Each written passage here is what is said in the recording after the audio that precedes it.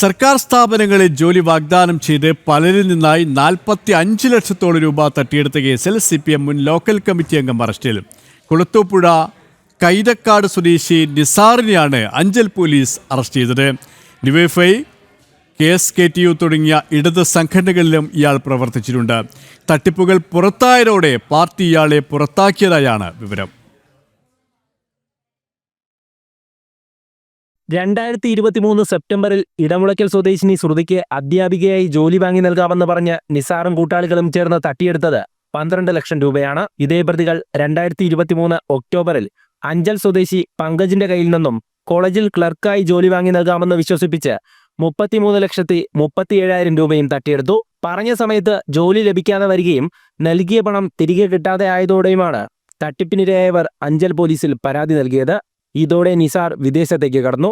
കേസെടുത്ത Anchal police നിസാറിനായി lookout notice ഇറക്കുകയും വിമാനത്താവളങ്ങളിൽ ഉൾപ്പെടെ അറിയിപ്പ് കൈമാറുകയും ചെയ്തിരുന്നു.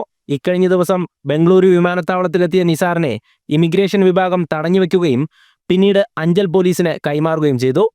ജില്ലയിലെ നിരവധി പോലീസ് സ്റ്റേഷനുകളിൽ നിസാർ ഉൾപ്പെടുന്ന സംഘത്തിനെതിരെ നിരവധി പരാതികളുണ്ട്. CPM കുളത്തൂപ്പുഴ ലോക്കൽ കമ്മിറ്റി അംഗം, DYFI village president, KSKTU village secretary എന്നീ നിലകളിൽ പ്രവർത്തിച്ച നിസാർ കുളത്തൂപ്പുഴ നെടുവണ്ണൂർക്കാവിലെ ഫിഷറീസ് വകുപ്പിന്റെ മീൻ വളർത്തൽ കേന്ദ്രത്തിൽ താൽക്കാലിക ജീവനക്കാരനായിരുന്നു. സ്ഥാപനത്തിൽ നിന്നുൾപ്പെടെ നിരവധി പരാതികൾ ഉയർന്നതോടെ പാർട്ടി നേതൃത്വം നിസാറിനെ പുറത്താക്കിയതായാണ് വിവരം. അഞ്ചൽ പോലീസ് അറസ്റ്റ് ചെയ്ത നിസാറിനെ വൈദ്യപരിശോധനയ്ക്ക് ശേഷം കോടതിയിൽ ഹാജരാക്കി റിമാൻഡ് ചെയ്തു. ജനം, കൊല്ലം.